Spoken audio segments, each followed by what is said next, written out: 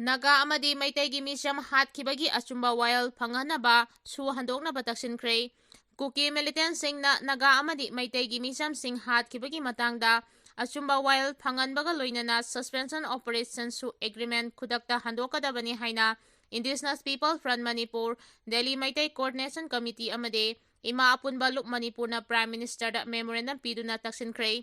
Indigenous People Front Manipur gi President Sinangchung Makaun Amasung DMCC convener Biramani Sana Samna Kudek Piraga Prime Minister Amasung Union Home Minister da Pisin Kiba Memorandum Aduda Yauriba Maruiba Wapamde Nagami Sam Taruk Tam Tiba Mong da Hatkibagi Tawong Aduna Miam da Sauna Mipaiba Pokhale Tawdok Adu Thokiba Tha Ama Helak Labaso Janariba Mioy Singasi Puthok Pangamdre Naga Purum Nadi Mioy Bagi Minungsi Yenglaga Kuki Taramari Asoi Angam Yaudana Tadoke Kumja English Singani Mangagi August Mangada Kudek Pinakiba Su Agreement na Ngaklo Piraga KNO Amadi Masiga Chatminariba Militant Group Singna Yelhaumi Purup Singi Matakta Kahenba Thawong Chataduna Lakte Kulai Paiba Sugi Kedar Singna Impal Jiribamda Sheliba Garigi Driver Singki Han Kanganbagi Thawong Chatabaga Luinana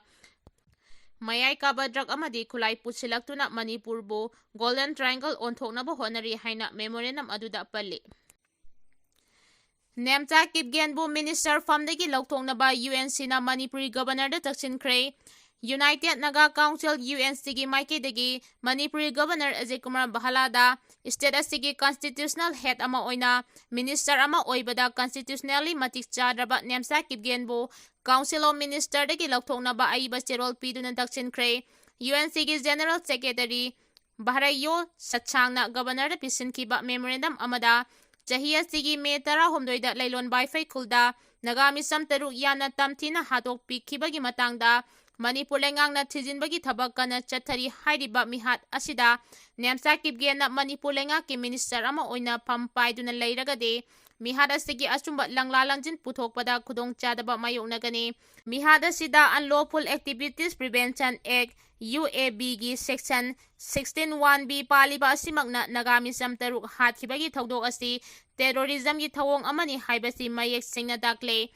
Mihada Sida Janariba KNFP asi United People's Front haiba amagi marumda chalaiba Kuki Singi Kulai Paiba Loop amani Adubo Mihad asida Janariba Miyoy Singi Matakta Tijinba Matamda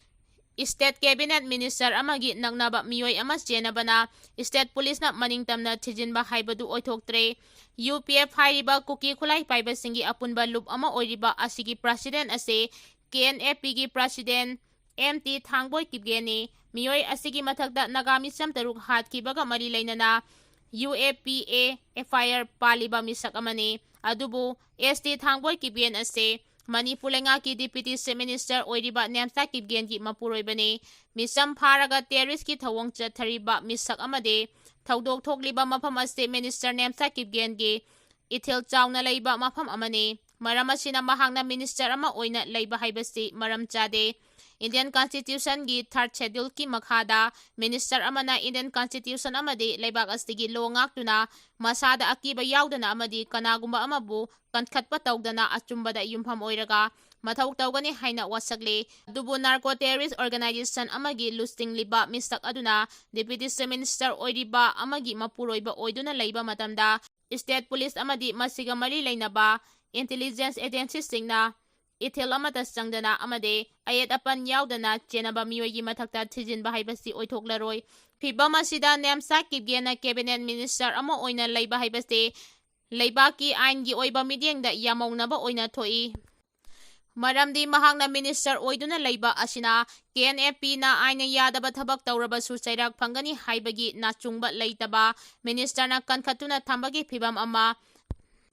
Laihanduna leire maram asina National Investigation Agency na Nagami Sam Taruki mihat asida maningtamna thijinba ngamdaba asina miyamna lebak asi democratic oiba channel launchet asida thajaba manghanaba maram ama ohelle Constitution gi midyengda leibaki awangba thaki phampuriba misak ama haibase kariguma makhalama tagi ain gi midyengda akaiba oiba thabak amataga samnadaba misak ama oigadabani adubu hauji Manipur Lenga ki Council of Minister da yauribi Nemcha Kipgen gi oinade mahaki mapuroiba si UAPA gi makhada thigaliba misak ama oibana ain gi oiba midyengda amadi morally minister ama oina leiba haibase maram chungcha chade maram asina state ki governor na mangonda constitution na piba Sakti adu sijinaduna Article 1641 gi makhada Nemcha Kipgen bu Council of Minister dagi khudakta lauthou status tigi constitutional machinery bu rajniti gi oiba ithil chana handana nagami samtaruk hatpada senai haina maral siriba mioi singi mathakta ayat apan yaudana thijinba yahanbiyu makhada na UNC gi maike dagi sahi asigi June 12 da pisinkiba Charter of Demand sing adu atuba matamda thabakta onthokpinabasu cherol asina taksilagli PWG gi founder chairman tamnganba yauna keder nimpu taruk changjakhre gun culture thadoktuna ingtapa Manipur oihandaba yadabani haina CM Khemchana phongdorakhre Manipur da kangluk ki irang thoktuna kangkhong chaiba phibam ama leiraba tungda KCP PWG gi founder chairman Laisam Ranjit Elias tamnganba yauna Lubastigi keder nimpu taruk ngarang Assam Rifles ki khuthangda Manipur gi Chief Minister Yumnam Khemchanda changjakhre Makoi nimpu taruk sarenda tawbagi thauram adu Mantri Twkhre gi IGARS ki complex ta pangthoke Manipur gi Home Minister Govindas Konthaujam Chief Secretary Punit Kumar Goyal DGP Mukesh Singha Twkhre gi commander 57 Mountain Division gi commander IGARS amasung tongan ba security officer kaya susarugya ke PWG kangbu asina lengalda changjirakpada AK-56 rifles mari Insas X caliber ama SLR ama 9mm carbine ama 303 rifles ahum RPG ama 9mm pistol ani 7.65mm pistol ama double rebel ani single rebel mapan magazine tarataruk RPG shell mapan hand grenade 23 electronic detonator nimpo number 6 gi detonator kuntaret blasting cam chahum KG 15 romlumba IED taret communication device taret amasung tongan ba makhalgi nongmai maru chahunga nimpu nithoi loinarakhi hairi kulai thadoktuna changjaraklaba keder nimpu taruk adubu taramna okladuna Chief Minister Yumnam Khemchana hai Manipur da kangluk ki irang thokjingai matamda ching amasung tam animakta ingna singna leirambane kanasu khutlai painingbagi wakhalonda Thajaba leiramdrabani adubu kangluk irang thorakpadagi tangdu leitadaba phibam ama lakhe makoina Manipur police ki arm court tagi lakhiba nongmai sing yauna tongan ba force singna khulai lising nipan khongat bangamkhre mahangna laingak pairakpa tha manga rom asigi manungda nongmai lising amaga chani phagat pangamke masigi manungda chatrukte police ki arm court tagi lakhiba nongmai sing adune hairi Kanto Sabal ki thaudok thiganaba Amit Shahada Union Minister Ramdas Athawale na Taksinkhre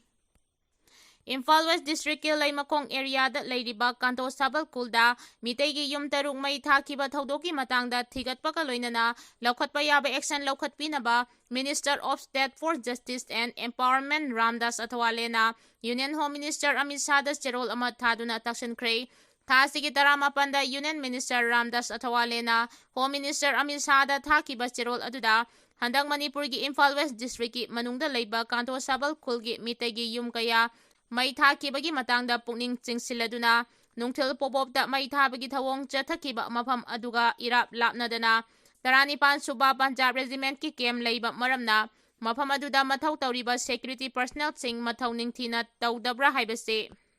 Yamna maru aiba wafam ama oiri thaudok asi taraina loba yadaba ama oibana mai thakiba thaudok adugi matang amade mafam aduda mathau tawriba security personnel singna pukchel tengna mathau tawriba natraga tawdabra haibagi matangda yamna mayek sengna thigatpinabasu Home Minister gi pukning singsiladuna kariguma thaudok thokpa matam aduda mathau tawriba personnel singi marakta mathauda thausadaba leiramba tarabadi makhoigi mathakta logi oiba chapchaba thabak laukhatpiyo hainasu taksinki